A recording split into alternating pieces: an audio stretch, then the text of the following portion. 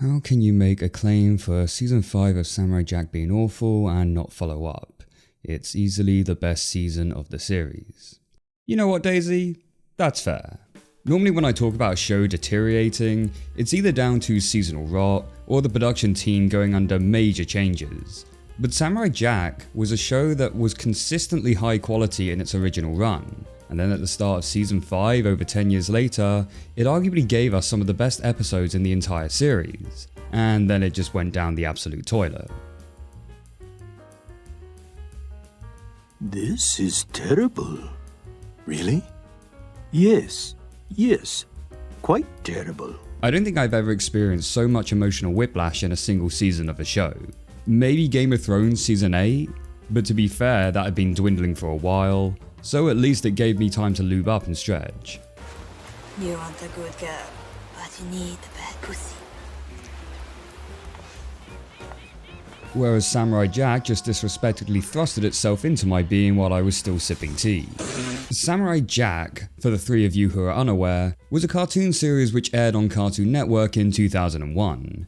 Created by animator legend Genndy Tartakovsky, who you may recognize as the creator of Dexter's Laboratory, the producer of the animated Star Wars Clone Wars series, as well as assisting on other acclaimed shows such as the Powerpuff Girls and Batman the Animated Series.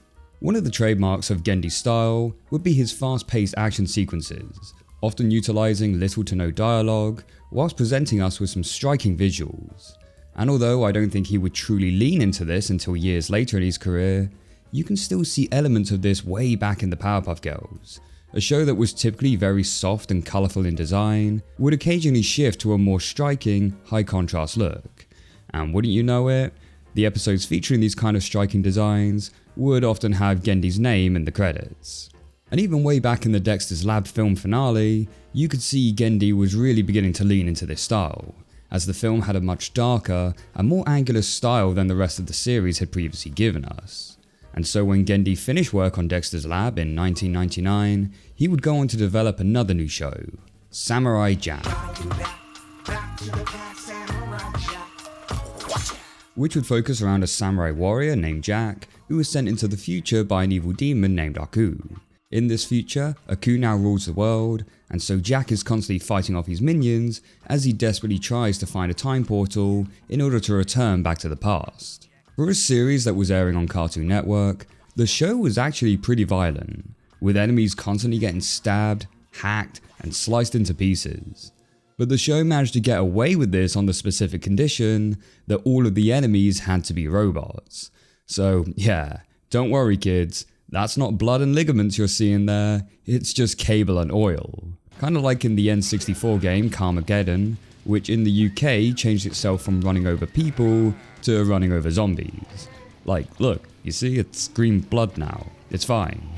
Hell, even the cows are now zombies. Or better yet, with Germany, where they actually did convert the people into robots.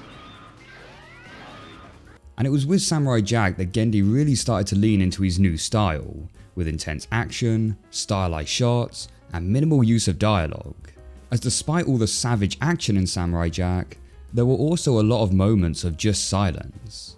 And although the vast majority of the episodes were episodic, there was still the overarching narrative of whether Jack will eventually find his way back home, as quite often he will get pretty close, but is always foiled towards the end of the episode. And I, as a child at the time, was absolutely hooked on this show, and would be tuning in every day to see if this would be the moment that Jack finally makes it back. And for all you youngins out there, you don't know the pain of trying to watch a television series before the days of the internet. Like, there was no way for you just to log onto the computer and watch the episodes online. Heck, you couldn't even check to see the episodes list to see what the final episode actually was. Not to mention that these episodes were numbered using Roman numerals, so I didn't even know which number I was watching. Like, sure, I knew the numerals up to 10, but when it's like XLVI, the hell does that mean? Dad, do you know? Oh, you're still out getting cigarettes. So, I kid you not, I went to my school's local library, I picked up a book, and I wrote down the Roman numerals on a piece of paper. Noted the episode number, and then would check it off one by one. and that way I could also get to see if I was getting close to the show's ending. Like, oh hey, this is episode XLI. Golly gee whiz, this is even further than episode XXXIX. This could be the finale. Yeah, Bart learnt his Roman numerals from the Rocky films. I learnt mine from Samurai Jack. All of this hype was even further fueled by my best friend at the time called Louis, who claimed that he had actually seen the final episode when on holiday in America. Yeah, Louis was that kind of a kid. Oh hey, did you see the episode of Wacky Races where Dick Dastardly wins? I did. Oh hey, did you see the film where Godzilla fights Mecha Anguirus? I did. Oh hey, did you manage to catch Mew by searching around the truck for hours in Pokemon Blue? Ha, I did. Yeah, whatever you do in life folks, don't be a Louis. And so every day I'd make sure to tune into Samurai Jack on Cartoon Network, meticulously checking off each and every episode that would be presented my way. And though I started off with hope and optimism, that would soon begin to diminish, as weeks would pass and I would increasingly find myself watching repeats of previous episodes. Eventually I just gave up on the whole thing, still tuning in every now and then just to check, but to no avail. It wouldn't be until several years later where I was just randomly sitting at my desk and thought, oh yeah, Samurai Jack, and decided to look up the episodes list online, scrolling down to find that the last episode was episode LII, Jack and the Baby. And I was thinking, wait, what? But I remember that episode. It was just Jack finding a lone baby and trying to return it to its parents. There was no epic battle with Aku. In fact, Aku isn't even featured in this episode. Did Jack defeat him in a prior one? Then why was he still in the dystopian future? What was going on? And then even when the episode ends, Jack returns the child to its parents and then just walks off into the distance. Huh? This can't be the ending, right? I mean, they wouldn't just leave a show like this hanging. I mean, Louis said he had seen the episode where Jack defeats Aku and makes it back home again. Louis wouldn't have lied, right? Right?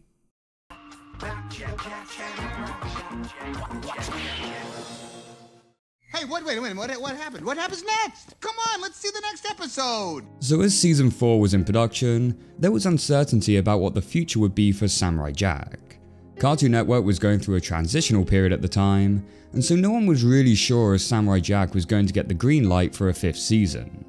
According to Gendy, the team did ask themselves if they were going to give it a conclusion, but ultimately decided no, as they didn't want the ending to feel rushed.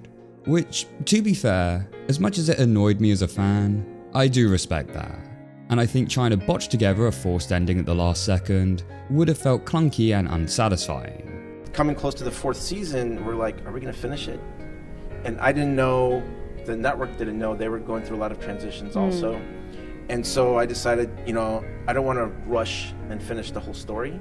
And so we just left it like there is no conclusion, and it was just like another episode. The 5th episode 52 was completely uneventful. But I still couldn't help but feel an emptiness inside of me. All that effort I'd gone to, all the wonder I had at just how the epic battle would have played out, it was all for nothing. And worst of all, it meant that Louis had lied to me. By this point, I wasn't really friends with Louis anymore, and hadn't spoken to him in a long time. But on the off chance that you're watching this video, Louis, I just want to say, fuck you.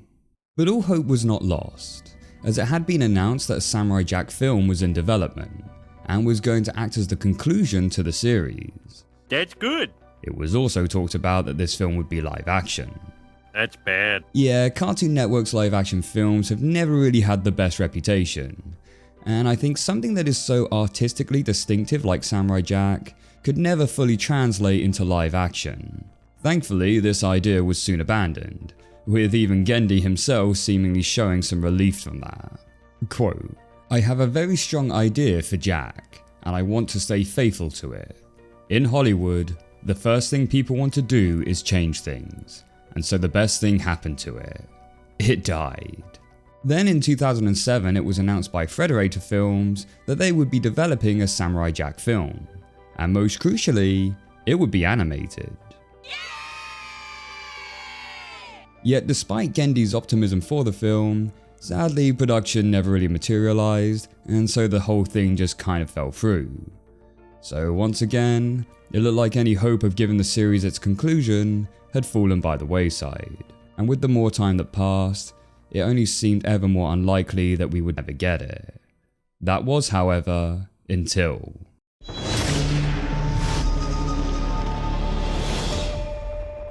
In 2015, we get an announcement. The announcement that we have all been waiting for.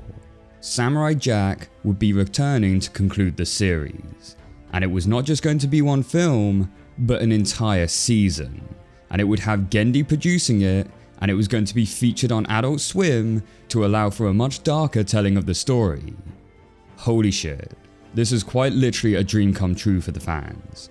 Over 10 years since the original series ended, and we were finally going to see Jack get the send-off he deserved. I'm telling you, as Samurai Jack fans, we were Samurai Jacking off that day. But in the same respect, there was also some cautious optimism. After all, it had been over 10 years since Gendy had worked on the show. Would he still have that same touch? The animation industry itself had also moved on from traditional cell animation over to digital computers. Would it still have the same striking aesthetic? And with other classic Cartoon Network show reboots at the time being questionable, let's say, it was understandable that the feeling was to be a little skeptical. And I'll be completely honest, some of the teasers leading up to it were leaving me a little concerned too.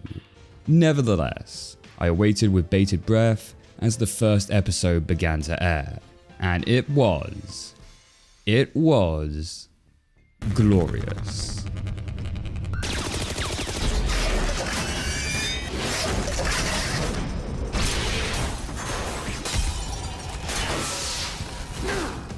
First thing we notice is that Jack's appearance looks different, but a good different, as this was a design that was kind of foreshadowed in the Guardian Portal episode from the original series. Right off the bat, we are treated to an awesome action scene, which felt like it was straight from the original series. The music, the animation, the action, the style, it was all looking so perfect. But there was also some new stuff too. Jack is now wearing battle armor, he has a Batman-style motorbike, he's using guns, where's his iconic sword? But most strangely of all, is that he now has a beard. And you know what? I was fine with all of this. In the show's opening, which is awesome by the way, it has a much darker and more desperate feel to it. Hope is lost. Compared to the upbeat action one from the original series.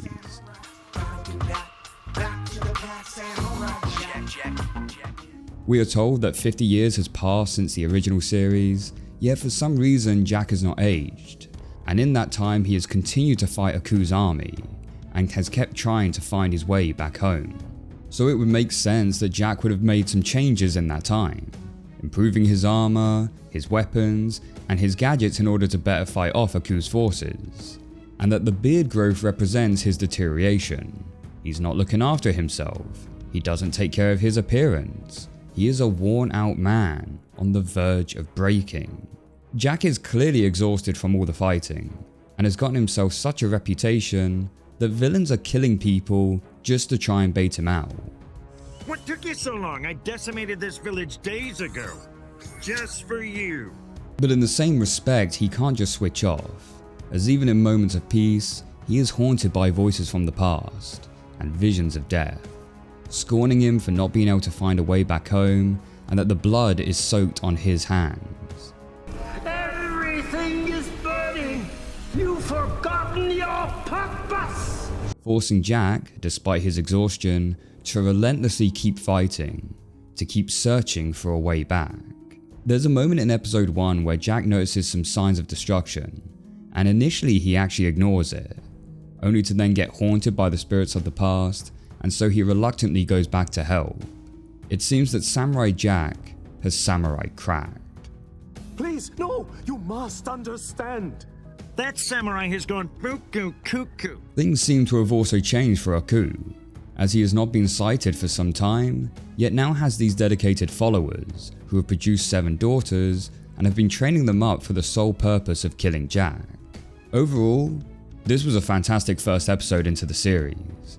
It gave longtime fans that reassurance of familiarity, but also provided enough context and background for any new fans tuning in for the first time. The animation, despite it now being digital, has translated over really well, and we still very much have that Gendy style present. The music is also up to a high standard, and there are going to be several tracks in particular I'll talk about later, which really elevate certain scenes. The episode also presented some interesting questions for the rest of the season, like where is Aku? Where is Jack's sword? Why has Jack stopped aging? Who is this mysterious samurai? How will Jack deal with the 7 daughters? And more importantly, how will Jack even deal with himself? Episode 2 opens up with Aku? Which I did find a little jarring, considering that the first episode built up this great mystery as to why Aku had disappeared for so long. I wasn't really expecting to see him on screen until at least the midway point in the series.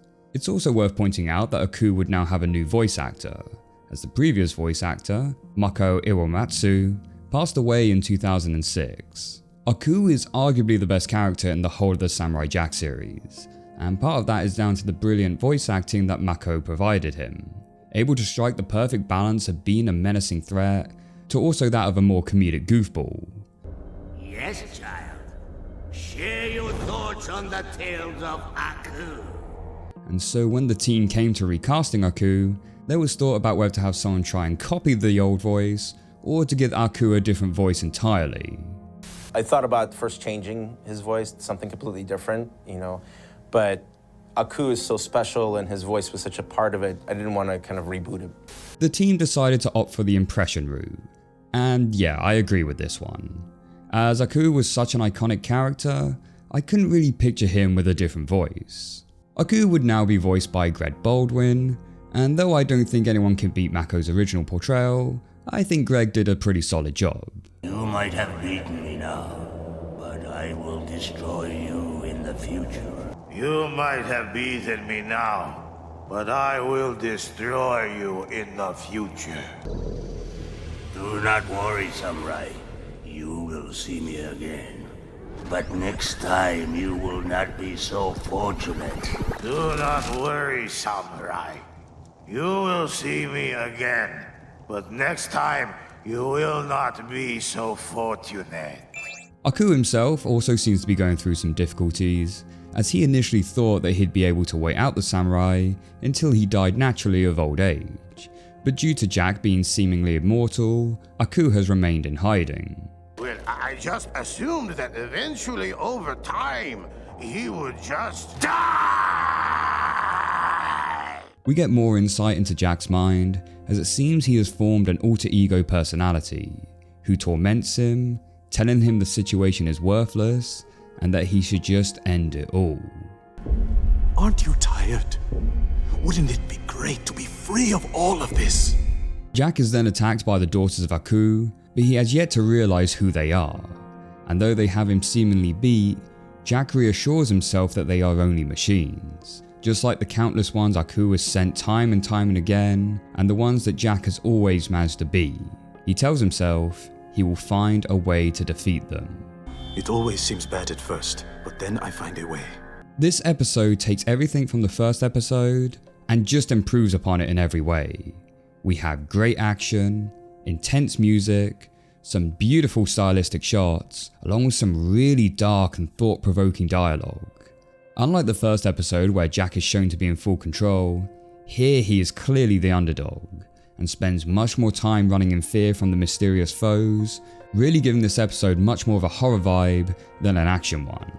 All the while there's a B-plot going on, which features a lone wolf facing a gruesome battle against a group of tigers. And yeah, I do mean gruesome. The highlight from this episode definitely has to be the scene where Aku's daughters are searching for Jack in the tomb. The lighting, the tension, and my god, that music. It is just perfection.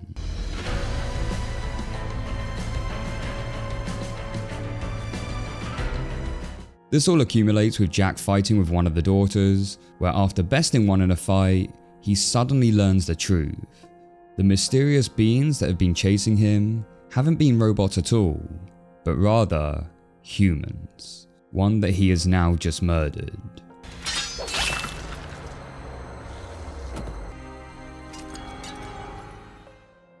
That last thread of sanity he was able to cling to, that last means of cope he had left in him, has now all gone.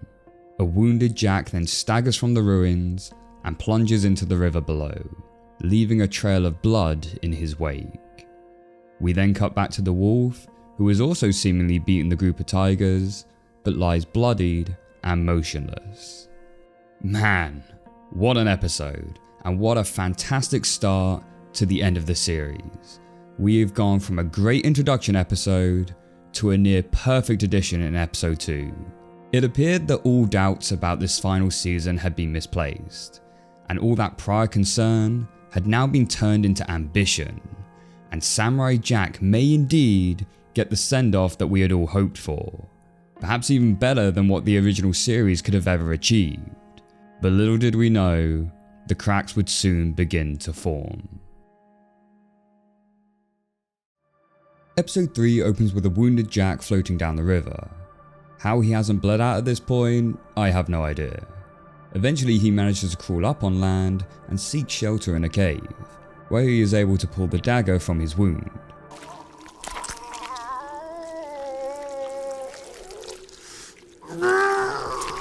Really making the most of the Adult Swim rating there, eh guys? But it's not just the wound that is bothering Jack, as the experience of having now killed a human being is playing on his mind. Jack is once again tormented by his alter ego, and I just love the art style and expressions we get from him. This was the first human being. Real flesh and blood. Whilst in the cave, Jack is visited by another creature, which turns out to be the wolf we saw in the previous episode. The wolf, oddly enough, rather than see Jack as a threat or source of food, instead takes care of him, bringing him food and providing him warmth. It's never really explained why this wolf decided to care for Jack, but going on how their stories were shown parallel to one another in the previous episode, I guess we just assumed that both saw familiarity in one another and so have a mutual respect. Once healed up, both give each other one final glance before parting ways forever. Cool, I guess. So, you ever have furries back in your time, Jack? It's a person who finds enthusiasm in anthropomorphic creatures.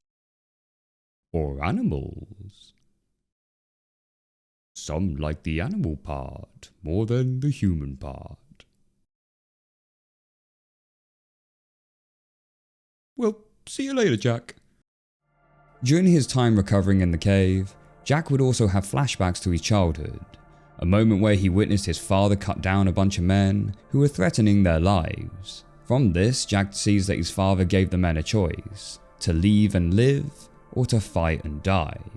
I will give you a new choice. Leave now and live, or stay and face your destiny. And for that, his father doesn't hold any guilt for what happened. Meanwhile, the daughters of Aku eventually manage to track Jack down, so Jack also presents them with the same choice. Leave here now and live, or stay and face your destiny. They choose to fight, and so a battle commences, where Jack not only manages to kill 1, not 2, but 5 of the remaining 6 daughters. And at the end of the episode, him and the last remaining daughter both plunge into the snowy field below. Still an overall good episode, but it did start to raise concerns. For the good stuff, I thought the stylization was on point here, as we get a lot of visually striking shots, and the battle at the end has some nice animation with an awesome musical score to accompany it.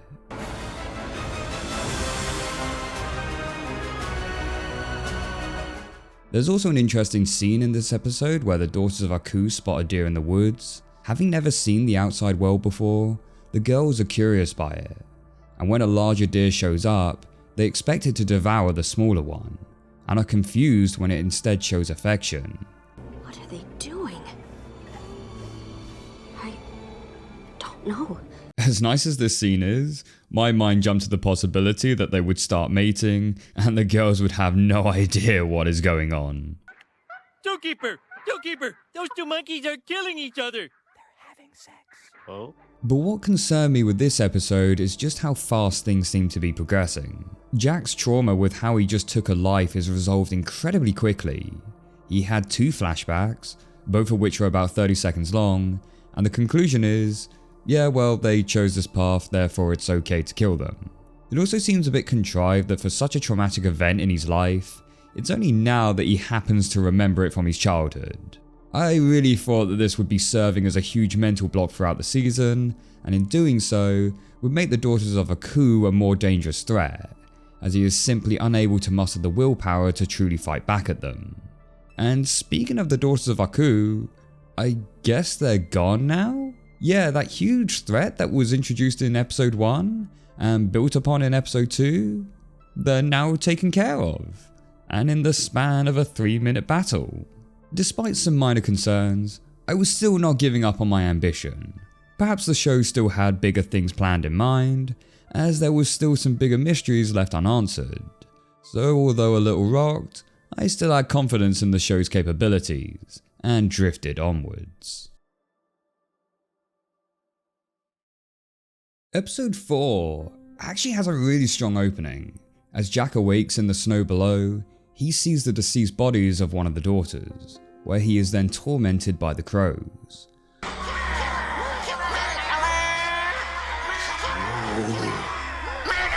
Not only a pretty chilling scene, but still showing Jack's internal struggle. It's just too bad that this is never brought up again. It also turns out that one of the daughters still lives, and after a bit of a struggle, Jack manages to subdue her. Soon after, the pair are swallowed alive by some gigantic sand snowworm thing, and so need to find a way to escape. Jack is convinced he may be able to show this daughter of Aku, named Ashi, the truth about the situation, and how it is Aku who is actually the evil one. This is how the entire episode plays out, and the first thing I notice is that despite the dark opening, the majority of this episode actually has a lighter and more comedic tone than what we've seen so far, with one of the more iconic moments of the series being the scene where Jack is picking needles out of himself and Ashi.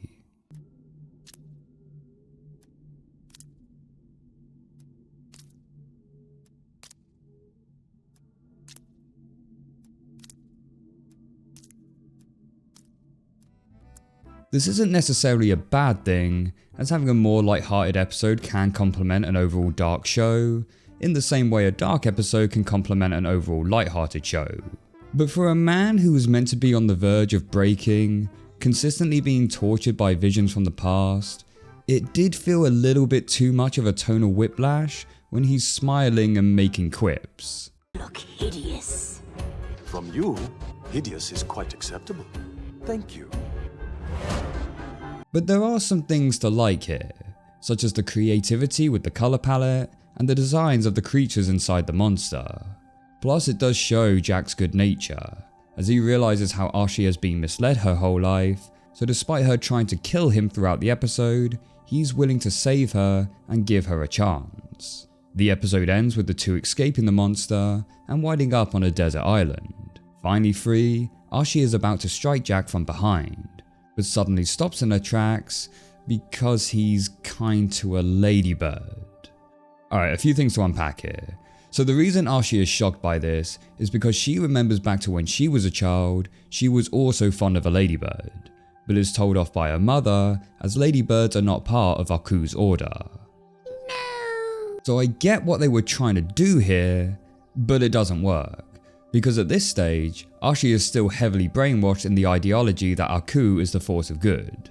So if ladybirds are not a part of Aku's order, then they must theoretically be evil. So Jack choosing not to kill it still shouldn't change the narrative in her head. And you might argue, oh but Steve, she's been seeing how good Jack was throughout the episode, so it's not a shock that she now doesn't want to kill him. And I'd argue against that, as all throughout the episode, she has been trying to sabotage him and get him killed, and literally seconds before the ladybird, she was still fully ready to kill him. You've got to remember that she has been told her entire life that Jack is the bad guy, and that anything he says would be full of lies and deceit. And yeah, perhaps in time she would realise the truth, but not in the span of 5 seconds. This would be like you as a soldier having Hitler in your sights, but before pulling the trigger, you see him pet a dog and immediately think, oh wow, yeah, he looks like he's a decent bloke. Maybe I won't shoot him after all. Moving on, episode 5 opens with an army setting their sights onto Aku's castle, with the Scotsman returning from the original series. For those who didn't watch the original series, the Scotsman was a recurring character who initially started off as a rival to Jack, but the two soon quickly became friends. He was a complete contrast to Jack's quiet and calm nature, which made for some great chemistry whenever they were on screen together.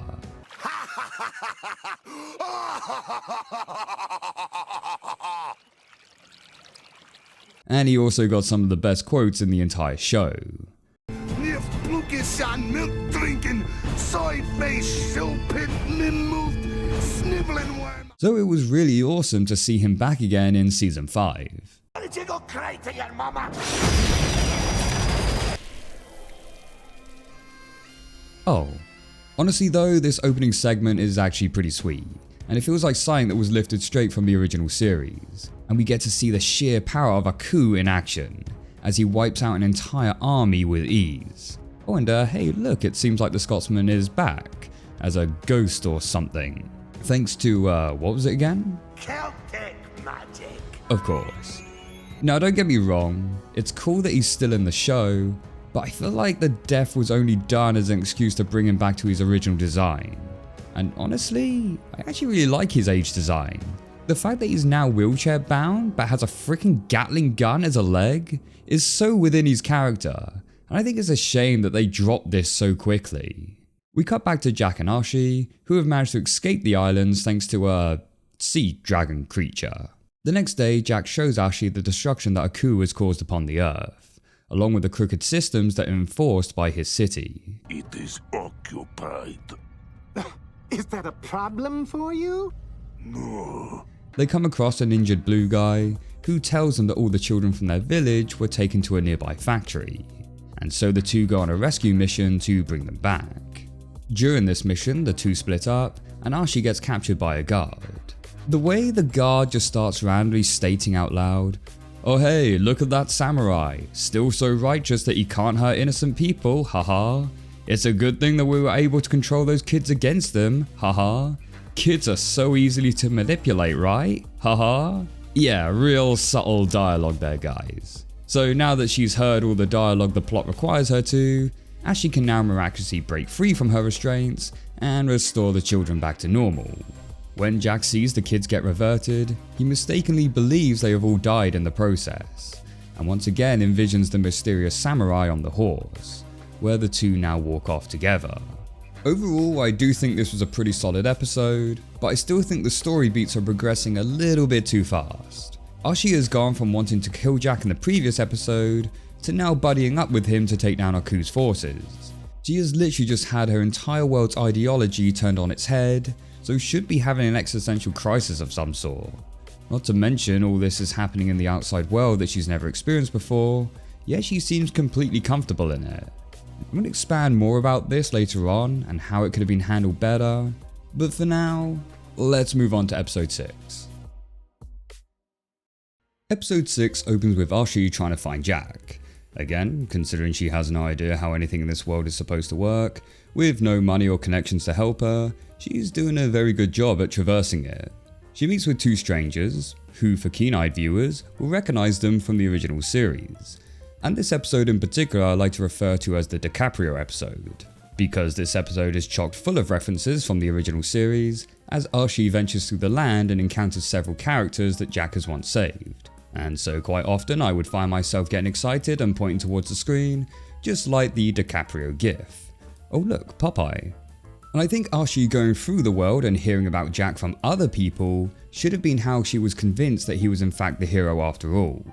Perhaps after both of them escape the island, Archie decides to leave Jack and explore the new world around her, as she tries to gather herself after hearing everything she was told could have been a potential lie, and in doing so, encounters people from Jack's past, who tell her tales about how he rescued them. This would be a much more reasonable pace for her to slowly come around. In this episode, it also turns out that the black outfit she was wearing wasn't actually an outfit at all, but rather hot coals burnt onto her skin. Okay? So has she just been running around nude this entire time? That makes some of these shots feel a little bit more questionable. Also, how did she not freeze to death earlier on? Either way, she now removes this coal layer and restylizes herself with a plant garment. Then there's a B-plot of Scaramouche from the first episode trying to get back to Aku to tell him about how Jack has lost his sword. Not really much to say about this as it's just there for comedy, though one thing I found interesting was on the streaming site I was watching this series, the line where Scaramouche refers to a guy looking like a penis has been cut. Whoa, what a freak! Looked like a talking penis.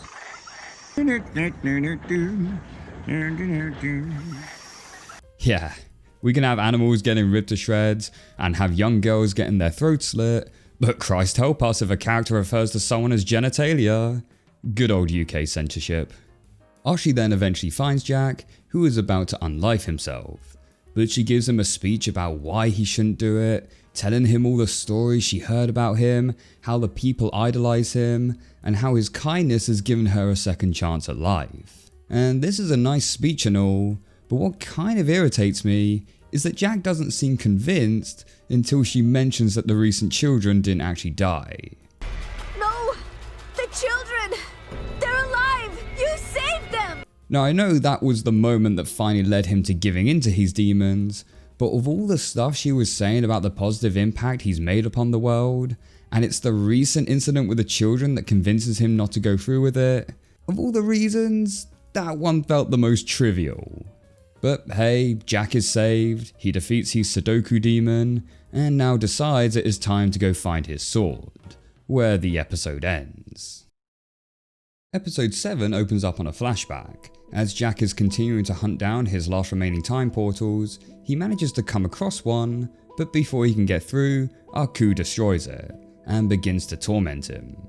This causes Jack to snap, and he violently lunges at Aku, but before Aku leaves, he summons 3 beasts to take Jack down. Jack manages to kill the beasts, before realizing that it was the 3 little lambs he had befriended earlier. It was this incident that causes Jack to lose his sword. We cut back to present day where Jack and Archie are returning to the same location to try and find it. After having no luck finding the sword, Jack realizes that the reason the sword cannot be found is because the sword has left him, perhaps deeming him unworthy due to his now enraged soul and the blood that got spilt as a result of it. So in order to reunite with the sword, Jack needs to find peace within himself, and so begins meditating on top of the mountain.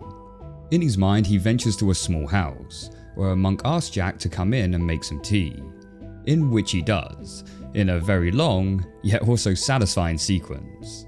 There's also a B-plot with Archie trying to fend off an army which is trying to kill Jack, which he does so very easily. I don't think this B-plot served much purpose, other than trying to give the episode a bit more action. And to be fair, it does give a lot of that, with the most gore and death we've seen yet. Which is kind of funny given one of the quotes from Gendy given in an interview with Adult Swim. And so I didn't want to go like full on, heads getting chopped off, blood splurting everywhere. But I do actually think the chaotic bloodbath of the B-plot contrasts nicely with the soft, spiritual tea-making of the A-plot. And I think this is a great episode which showcases Gendy's strengths in both his intense action scenes to the silent and still ones. After Archie has defeated the Orc army, she still has one more opponent to defeat, and that is her mother. Now I thought this was going to be a huge character moment. Maybe Archie would begin to question her loyalties to Jack, maybe the mother would begin questioning hers, maybe we'd get some backstory on why the group of women had so much hatred towards Jack in the first place. But no, it's simply, Archie, kill the samurai. No, mother, he is good, not evil. Okay, fine, then you shall both die. And then the mother dies. And that's it. Okay, cool. I'm glad that entire plotline has now been resolved. So back to plot A. Jack presents his tea to the monk, who gives the best response ever. This is terrible. Really? Yes. quite terrible. He explains that although the tea has all the necessary ingredients, it lacks the most important one, balance. Hey, that's pretty much my review of this season. This guy should do YouTube. Jack's alter ego appears and demands that the monk tell him where the sword is. Jack realizes it's his internal anger that is keeping him from the sword, and so finally defeats his alter ego. Jack is then confronted by the gods, who now deem him worthy, not only restoring his sword, but also his physical appearance. I am conflicted on this. On one hand, I do appreciate how this scene is a callback to the original series where we see Jack's father being gifted the swords by the gods, and so I think it's quite fitting that Jack is now also being gifted the sword in the same manner. But I'm not so much a fan of the sword simply restoring him back to his classic design from the original series.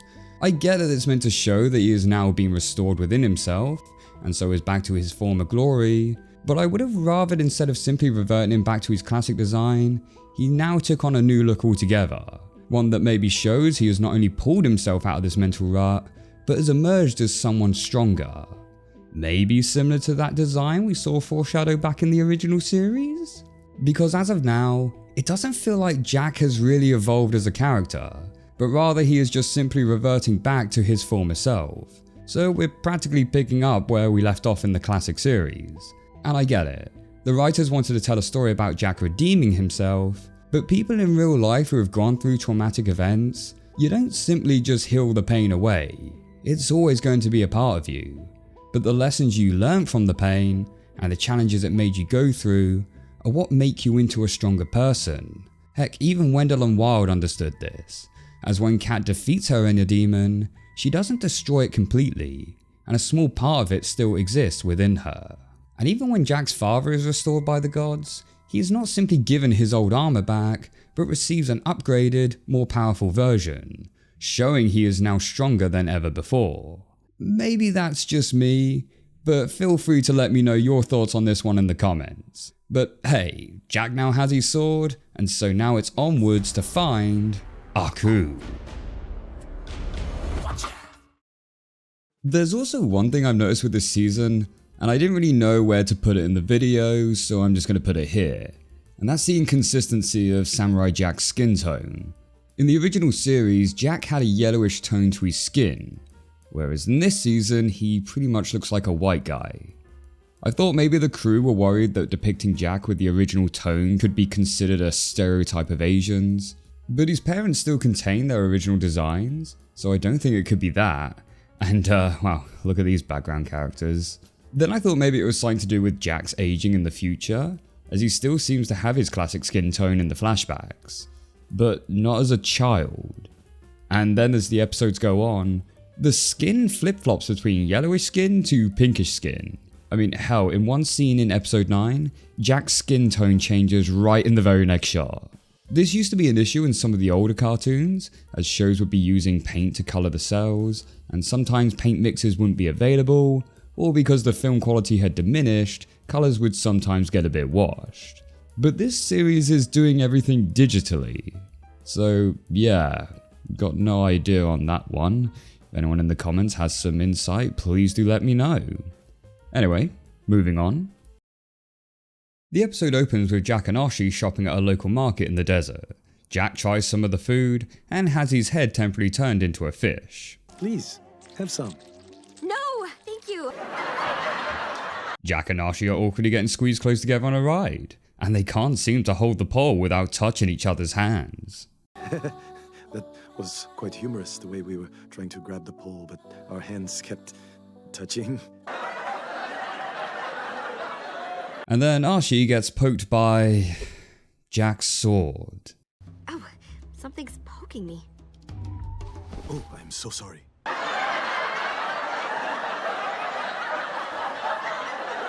And this is where we get into the biggest issue of the season, and that's the forced romance between Jack and Ashi.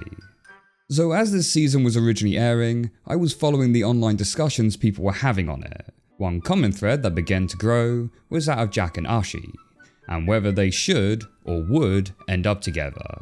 This would cause quite a bipolar response amongst the fans, with some rooting for Team Jashi and others not, as they saw it as more of a mentor and student type relationship. As you can probably guess, I was in the latter camp. And my reasons for this is that because first up, if they did end up together, it would be incredibly weird. Because let's remember that Jack is now at least over 50 years old. 50 years have passed. And though Ashi's age is never officially given to us in the show, from her design we can assume that she's quite young. And for the show's benefit, I'm going to assume that she's at least an adult. So let's guess around the age of 18 to 25 years old. That's quite the age gap. And it makes me wonder if this was the reason the show decided to revert Jack back to his younger looking self, so that it would make the romance between them feel a little less creepy. As I can't help but feel that if Jack actually looked his age, and was some kind of grey-haired, toothless old man, nowhere near as many people would be on board with this shipping. Not to mention that Ashi was a brainwashed child who had gone through an incredibly violent upbringing, where she was subjected to many instances of torture, whilst being completely shut off from the outside world. She would be mentally fucked, and the man she's fallen in love with, she literally wanted to kill just days ago. Also, this is episode 8 out of 10 in the final season of Samurai Jack. Why are we now introducing a love plot? I never got the impression that the show was going for a romantic element between these two, as there had been no indication of it prior. Jack only cared for Ashi as he saw her as another innocent who had been corrupted, so simply wanted to save her because that's the kind of guy he is. And Ashi, with her new ambition to stop Aku and save the world, would act as a new wind in the sails, as she convinces Jack that all hope is not lost and that the fighting he does is not all in vain. That was their dynamic. But now, out of nowhere, we're getting these full-on sexual innuendos between the two, and it just feels wrong. And it's only gonna get worse, as the two then find a crashed spaceship and have to fight off an alien creature, where Jack awkwardly sucks some venom out of Ashi's leg. The creatures then eat away at Ashi's clothes, and Jack has to awkwardly explain to Ashi why her being naked is weird, despite the fact that she seemed pretty aware of this back in episode 6 when she changed her outfit.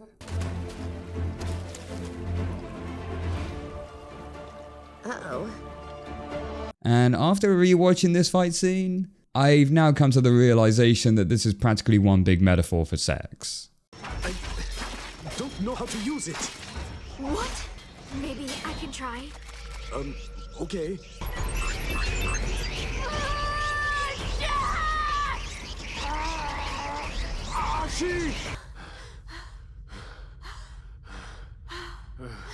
Then after the creature is defeated, we get what is quite possibly the worst moment in the season. Everybody loves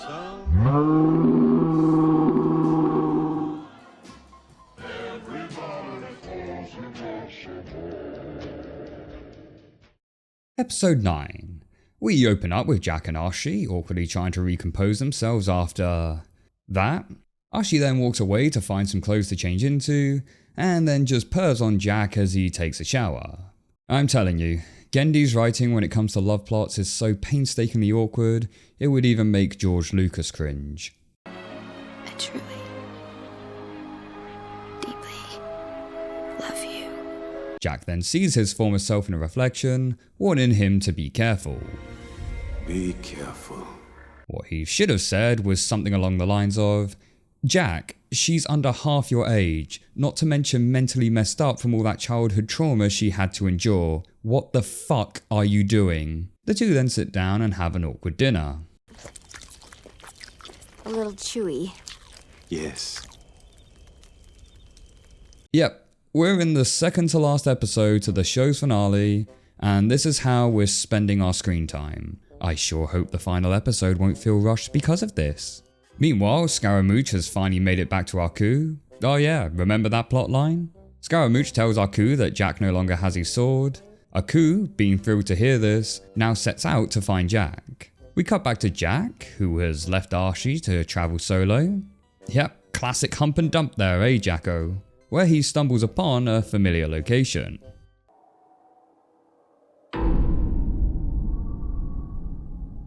Oh, so I guess the show does remember its formal plotline of the Portal Guardian. Just for context, the Portal Guardian was a character who appeared in the Season 3 episode, Jack and the Travelling Creatures. Here, Jack comes across a time portal and asks the Guardian if he's able to use it. The Guardian scoffs at Jack and tells him that only one man has been prophesied to use the portal, and that is the man who can defeat the Guardian in battle. Jack battles it out with the Guardian, but soon gets his arse handed to him. Just as the Guardian is about to deliver the finishing blow, the portal speaks to him. The Guardian acknowledges this, and rather than kill Jack, he sends him on his way, claiming that Jack can't use the portal, at least, not yet. Not yet. Not yet. This was always the ending I thought would be foreshadowed for the show. But I guess now it's like, nah, not happening. We've got a better plotline in mind. Archie then manages to track Jack down, and Jack explains the reason he left was because he couldn't bear to see her get killed. Archie then reassures Jack. Everything that has happened in our lives has brought us here. Right now. Together. Yes, and what would that be? You dedicating your entire life to killing him? Tracking him down with your sisters that are now all dead because of it? Along with your mother. How very romantic. You taking notes here, George? I don't like sand. Aku then shows up, taunting Jack on how he has no chance of defeating him now that he has lost his sword, which leads to this moment. Oh, but Master, Not gonna lie, that was pretty funny. But as funny as this moment is, it does kind of feel a little anticlimactic, seeing as how we spent an entire B-plot of an episode just watching Scaramouche trying to get back to Aku. You could argue that this was just a great bit of subversion, but I would argue that it was a waste of screen time. You could also argue that it was a plot device to get Aku to come and confront Jack, but Jack was already on his way to fight Aku anyway. Aku is about to leave, but then gets a weird scent in the air from Archie. Yes, I smell me inside of her. Well, that could have been worded better. We then get a flashback to when Aku confronted the daughters of Aku, where for whatever reason, he deposited some of his fluids into a cup. One of the women then drank the fluid, and then birthed Archie and her sisters. So I guess that was like Aku's semen or something? Best not to think about. It also seems a bit of a retcon to the first episode, as it's implied that Aku hadn't shown himself for many years, but here it's shown that he actually appeared just 9 months prior, assuming the woman went through the standard pregnancy duration. Aku is then able to take control of Archie's body and uses her to fight against Jack. Boring. Yeah, my thoughts exactly. Maybe it's because I'm just not heavily invested in this sudden love plot, but I really do not feel the weight of this conflict that the show is so desperately trying to present it with. Considering when we started the season, Jack was suffering from trauma as the ghost from the past haunted his guilt-ridden mind. The years of fighting and loss finally starting to bear down on him, to the point that he was on the verge of unlifing himself just to be free of it all. But now the show's great conflict is, oh no, girl I fell in love with 2 episodes ago is now attacking me. I am sad. Aku then converts Archie into a demon creature, who he now has full control over. Jack, unable to hurt Archie, surrenders himself, where Aku takes the sword from him, ending episode 9. So now we're here, over 15 years in the making, and we've reached the final episode. The penultimate showdown to give what is arguably one of the best cartoon series out there its long-awaited conclusion. The epic final showdown between Jack and Aku, and it's Jack wondering if he can save the life of a girl he just met. Oh boy. So instead of instantly killing Jack, Aku instead decides that he wants to have his demise broadcast over the entire world. I would argue that this is just the mistake cliche villain trope, where they decide instead of simply killing their character, they drag it out for drama. But for Aku, this is actually very much in character for him, and I do quite like how they incorporate the classic show's opening for the broadcast. And we once again get our DiCaprio faces on, as we see a whole bunch of characters from the classic series witnessing the broadcast. Aku orders Archie to finish off Jack, but before she can, they are interrupted by an attack from Jack's allies, who have come in to rescue him, in what is actually a pretty great scene, as we see all of the allies utilising their various traits from the classic series in order to try and take down Aku. Despite the shit show the last few episodes have been going down, this moment was actually beginning to give me that hype and thrill that I'd experienced back in episode 2. The Scotsman returns with his kilt tech magic and is able to save Jack from Archie. The two have a brief catch up where the Scotsman offers Jack a pic of one of his daughters. Now, take your pick. I'd be mighty proud. Which, again, yeah, creepy, but it does lead to this funny line. I met someone. Her. I don't think she's your type, lad. Despite all of the Allies' efforts, however, Aku is able to overcome them pretty easily, which kind of makes this whole build-up feel a little bit underwhelming. But we can't focus on all those boring lane characters. Oh no, we've got to pay attention to the real meat and pudding of this series now, and that's Jack and Archie. As Archie still struggles to overcome Aku's control, Jack reaches inside of her and tells Archie that he loves her. Archie! Archie! Archie! Jack! I love you! You could have had something a little more profound. Maybe Jack telling her that just because she has darkness in her doesn't mean that is what defies her, and that you don't have to let it consume you, referring to how Jack managed to overcome his own inner demons earlier on. But no, let's just go for the most cliche, textbook 101, my first romance story level of dialogue. This of course works, and Archie is now suddenly free of Aku's control, and with her newfound powers, begins to fight back at him. Judging by the triumphant musical score, the show is treating this as some sort of epic moment.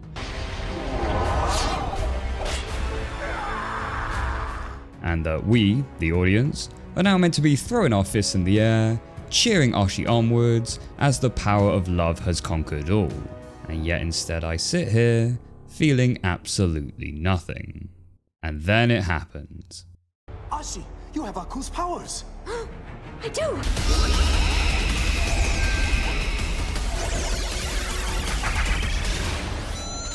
Oh no. Oh no. Oh no. Oh no. Oh no. 5 seasons, 62 episodes, 16 years waiting, and the show's entire purpose of Jack being able to find a time portal to get back to the past is resolved in less than 10 seconds. Back in the day when the original series was airing, when I was painstakingly checking off my Roman numerals episode by episode, I often wondered in my head just how the series would conclude itself. Jack having his epic face-off with Aku, Jack earning his right to finally use the Guardian's portal, maybe Jack would even choose to stay in the future with all the close friends he's made. Whatever happened, I always envisioned it as an epic, triumphant feeling when it finally did happen. And now I sit here, witnessing that very moment I imagined, but not full of joy, not even full of anger, just empty. So Archie and Jack return to the moment where Aku had just sent the original Jack into the future. Wasting no time at all, Jack strikes down Aku and the world is saved. Archie then collapses for a brief moment, saying that she felt Aku's presence leave her, solidifying the fact that Aku had well and truly passed. I mean, phew, for a second there I thought something bad was going to happen to her. So we then return to the past, where peace and harmony has been restored. Jack and Archie are now about to get married, and what a beautiful day it is. Everyone has come out in celebration, both Jack and Archie look amazing. Could this day get any better? Yes, it could. So as Archie is walking up the path, she suddenly collapses to her feet, where she tells Jack that without Aku, she would never have existed, as she then fades away in his arms. What? If Aku was the only way Archie could exist, then why did it take so long for her to be affected by it? Didn't she literally collapse the moment Aku was destroyed, confirming that Aku's presence in her was now gone? Why on earth did she not die then? The only reason I can think of is that the show really wanted to make Archie's death feel as impactful as possible, so just decided to wait until this very moment, in its pathetic attempt to get the strongest possible emotional response from the audience. But because the moment of Archie's death feels so conveniently forced, it loses any emotional impact it could have possibly had. and just leaves you feeling cheated and patronized. And this only further pisses me off because despite my disdain for the whole forced love plot of Jack and Archie, I at least thought they were pushing this extra hard so that Jack could get his true happy ending, not only saving the world, but also living happily ever after with the woman he loves. But now that has been taken from him, I ask, what was the point of it all? Why did we sacrifice many story beats and so much screen time to have these two built up just to have it all taken away? Was that what the show was gambling everything on? To wow the audience with a love tragedy style ending? Which 1, doesn't make sense given the time of the death, but 2, no sane-minded individual gives 2 shits about this romance because the whole love plot was creepy and forced upon us in the last minute. Hell, Jack and the fucking wolf had more of a love connection than these two. Maybe if this had been built over a few seasons, then it would have had more emotional punch to it. Maybe it was Gendy's original vision for how the series would end, but he could only compress it all into one season. Regardless of the matter, the fact is that it simply didn't work. This ending was so unbelievably bad that they even retconned it in the video game release just shortly after, where Archie doesn't actually die at the end of the series. Archie, who did not die? Oh, isn't that swell? I just want to note as well that I don't hate Archie as a character.